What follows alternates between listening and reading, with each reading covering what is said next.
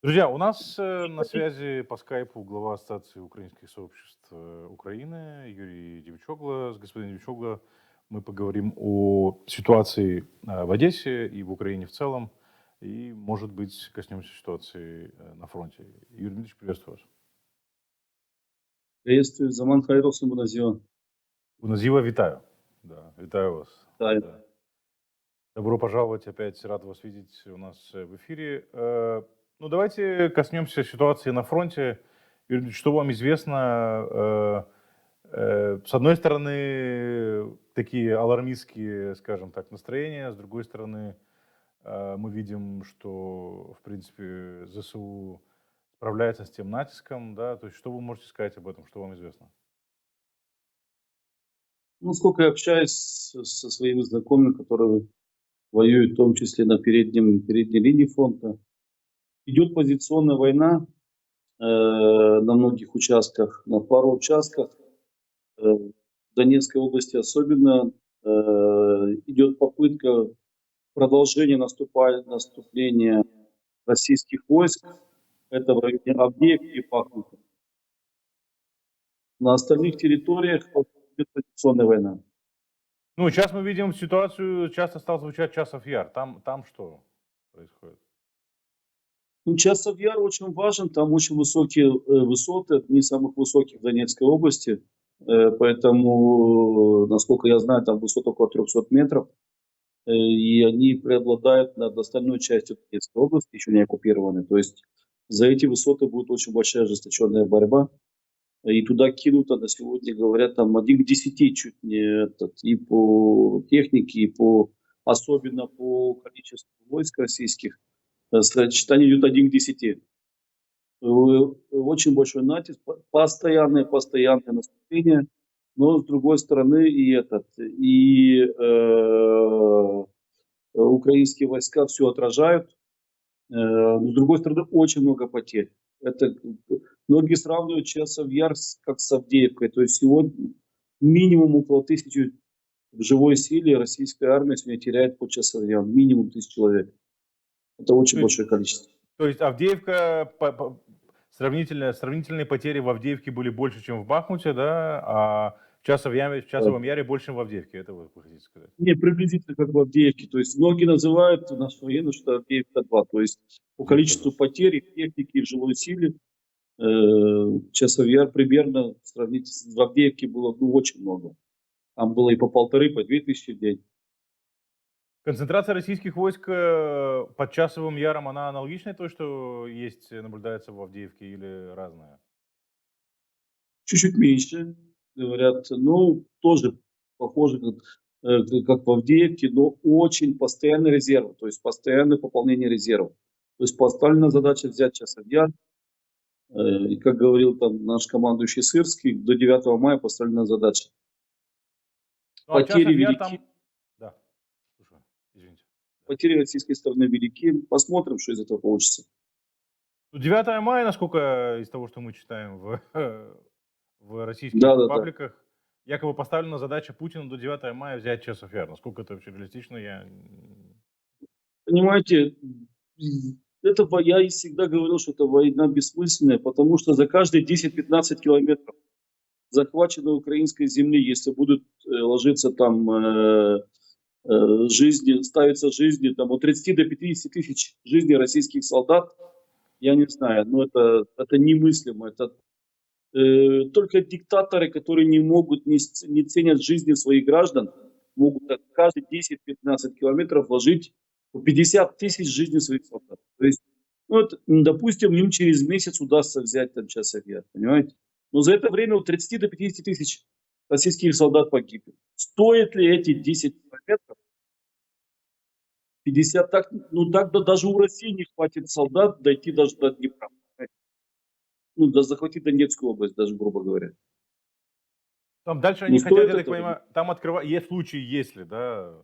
Я тоже слышал, что, в принципе, это гораздо сложнее, чем Авдеевка, и гораздо сложнее, чем Бахмут, потому что это высота, да, то есть она Часов Яр на высоте. Но, с другой стороны, Часов Яр открывает дорогу на Краматорск и Славянск.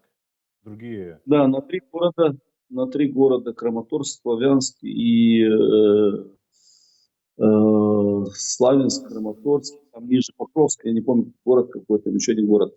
Да, ну Который вот, коллеги, если население, чуть сдвинут карту, там видно будет, да, да, да. да, насколько Краматорск, Славянск и Покровск, насколько я помню. Да. Ну, Славянск, Дружковка там, да, извините. Дружковка есть. То есть там 4 города, которые населением больше 20 тысяч человек. Да. Ну, Славянск это то, где начинал, по-моему, Гиркин, да, Стрелков свою Да, диверсию. да, да, да, да. Славянск. То, откуда все И начиналось. оттуда очень быстро освободили, попросили. Э, Ну, тут, кстати, очень показательно, как вы говорите, им не жалко 50 тысяч, да, но мы видим, что творится сейчас с затопленными регионами Южной Сибири, да, Южного Урала. Оренбургская область, почти миллион жителей в зоне бедствия, и им по большому счету все равно. А совершенно другая ситуация в Украине, да, Украина страна, которая каждый день находится под обстрелами, но и они попадают по критической инфраструктуре, но при этом мы видим работы с экстренных служб, которые постоянно восстанавливают, скажем так, снабжение электричеством, водоснабжение и так далее. Вот чем вот это вот обстрелы сейчас отличаются от того, что о чем мы с вами говорили, по-моему, год назад зимой. Помните, это тяжелая зима, когда они постоянно обстреливали трансформаторы, электростанции и так далее. Что сейчас происходит с критической инфраструктурой Украины? Ну, во-первых, Украина после прошлогодних обстрелов осенних, зимних, Украина уже технически готова к резервным системам электроснабжения. Даже вот месяц назад практически были уничтожены за неделю все ТЭЦы, которые снабжают Харьков. Да. И ничего, буквально в течение дня наладились резервные системы для снабжения, и в Харьков, по крайней мере, ночью, вечером был там, больше половины дня был с электроэнергией. То есть Украина, украинский народ, украинское правительство, украинские там, органы местного самоуправления за эти 2 года готовы ко всему уже. Ко всему. Они готовы работать под землей, они готовы работать там без воды, без света. Но самое главное, не просто готовы, они готовы все это быстро восстанавливать. Даже то есть если прошлый раз, там, прошлой осенью, там, неделями города или села могли там сидеть без электроэнергии, то сегодня день-два, максимум 3, все восстанавливается. То есть есть мощные генераторы, есть резервные электростанции, которые там, я знаю, что в Харькове там завезено несколько мощных электростанций, которые каждая из них там на 10 мегаватт. Понимаете? Поэтому, по крайней мере, больницы, школы, там, то, что необходимо со светом. То есть, несмотря на то, что, ну, во всяком случае, мы это видим из сводок, да, то есть, как бы, удары российских оккупантов стали более точными, прицельными по гражданской инфраструктуре, допустим, попадание в тот же ТЭЦ в Харьковской области, но при этом способности Украины восстанавливать, скажем так, критическую инфраструктуру увеличились, да, за это время, из того, что я понимаю. Абсолютно верно, да. То есть появился опыт, как быстро это восстановить. Или уже готовые на подхвате резервные системы там подсоединять. Я не хочу там много чего рассказывать, Ну, понятно, да, да, но понятно. по крайней мере это все очень быстро восстанавливается или подключается к резервным или альтернативным линиям, так на это назовем. Укрэнерго работает очень хорошо, как и многие органы мест. То есть 2 года войны дал большой опыт работать в критических условиях. Так подытожим, подчеркнем. С этой точки зрения, Юрий Ильич, можем ли мы предположить, что Украина, в принципе, развивается в сторону того, что мы видим в Израиле? Да? То есть Израиль тоже находится в таком окружении недружественных стран. Ну да, там за последнее время эти авраамические соглашения, которые удалось достигнуть с Иорданией и Саудовской Аравией, да, но тем не менее Иран, Сирия, Ливан, да, которых контролируется Хезболлой и так далее. То есть Украина готовится к этому, я правильно понимаю? То есть к тому, чтобы жить рядом с агрессивным соседом, который постоянно будет обстреливать. Вы очень правильно заметили, соседи не выбирают. Ну К да. сожалению, у нас бешеный и ненормальный сосед. Есть выражение, даже картинки по этому поводу. Обережно и сосед. М. Если как- Обережно сосед, да, понятно. Злая собака, Да. типа того, да, что-то вроде этого. Да, что-то типа такого. И смешно, и грешно, но действительно, вы правильно подметили, Украина все больше становится похожа на Израиль. То есть быстрое восстановление, готовность все время к обстрелам. И сейчас я знаю, что вся мощь направлена на то, чтобы и центральных властей, и военных, на то, чтобы наладить систему ПВО. Вот на прошлой неделе, там буквально пару дней назад, и Зеленский сказал, что Украине, чтобы закрыть все объекты критической инфраструктуры, нужно около 20 патриотов. Насколько я знаю, в Украине сегодня где-то 5-7 патриотов. Ну, я не могу точное количество никто не может знать, по крайней мере, из гражданских точно. Ну, где-то так, предположительно, 5-7 патриотов. Это достаточно, чтобы закрыть там 2-3 крупных города в Украине. Вы видите, что сколько бы сотни ракет баллистических только что не летело до Киева, все нормально. Да. Единственное, после каждого обстрела весь город усыпан Обломками. обломками этих баллистических ракет в том числе. И хваленые кинжалы, и там Х-59, Х-101, все сбивается. И калибры в том числе.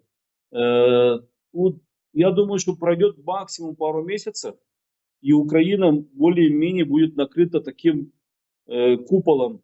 По крайней мере, крупные ее города-миллионники, там крупные инфраструктурные объекты. То есть это следующий этап того, что должна сделать Украина. Сегодня мы, и многие военные говорят, мы входим в этап затяжной войны. Когда Россия не может, в том числе и Украина, не может сделать крупных наступательных операций, у Украины мало оружия. К сожалению, сегодня вот даже говорят, что 1 к 10.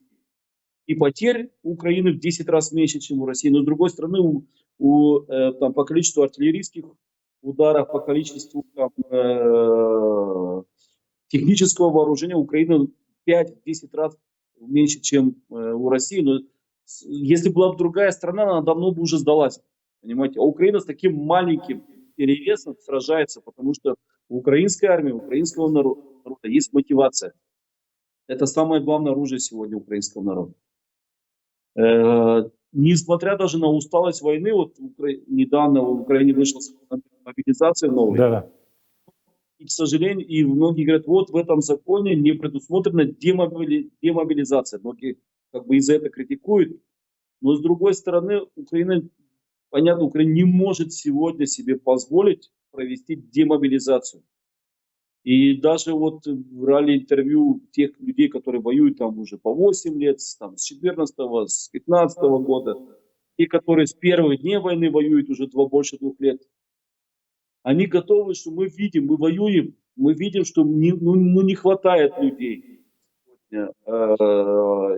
мы, даже если был бы закон о демобилизации, мы не ушли бы сегодня с фронта, потому что страна там нуждается сегодня в нас.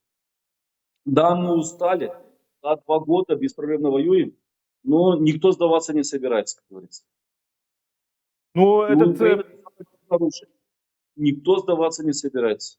Думаю, что сегодня по артиллерии есть наметки на то, что, вы знаете, благодаря президенту Чехии, бывшему основному генералу, сегодня там планируется в течение 3-4 месяцев поставка 1 миллиона артиллерийских снарядов.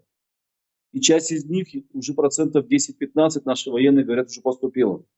То есть уже, по крайней мере, отстреливается в артиллерийском плане Украина, по крайней мере, чувствуется, что Украина обстреливает сегодня, в том числе нападающие там войска под тем же самым часом Яра или там под Бахмутом. Юрий Ильич, последний вопрос, не могу его не задать. Вот вы, уверен, следите за тем, что происходит здесь, в Гагаузии, да? Вот те люди, которые занимают должность председателя Народного собрания Ебашкана, за последний месяц 2 раза были в Москве. Кроме этого, на российских пропагандистских каналах, на телевидении мы видим, как они там думают о том и вслух рассуждают над тем, как помочь гагаузам здесь. Что в понимании русских означает помочь как бы людям, которым они считают помочь, мы знаем, да, то есть они пришли помочь на Донбасс, мы видим, что там произошло на Донбассе, да. Как бы И тут мы видим, к сожалению, в Гагаузии очень много людей, которые с энтузиазмом воспринимают вот эти разговоры в России о том, что Россия хочет помочь гагаузам. Что бы вы вообще ответили этим людям, которые здесь ждут? Как вы вообще это рассматриваете, расцениваете, и что бы вы на это сказали? Ну, я сегодня считаю, что то, что творит сегодня, не знаю, руководством Гагаузии его назвать, или как его назвать, я даже не знаю. Я на своем посту назвал Башкана Гагаузии недобашканом, может быть, это были эмоции. Я за сохранение башканства в Гагаузии.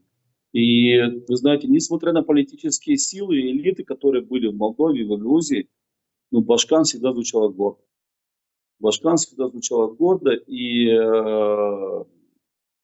но сегодня это позор. Я считаю, что что сегодня творит Институт башканства, Институт исполкома Гагаузии, это позор для гагаузского народа, это предательство интересов и гагаузского народа, и предательство интересов той страны, где на сегодня существует Гагаузия, это Республики Молдова. Это предательство и позор. Вот я могу этими двумя словами сказать. А у нас в Одессе по этому поводу там поездки часто в Россию, в русские. Знаете, как у нас в Одессе шутят по помощи России? Знаете, Одесса такой юморной город. Ну да. Что вы так жили, как вы нас спасаете? Ага. Ну, в Это не этом- смешно, но намек понятен, да.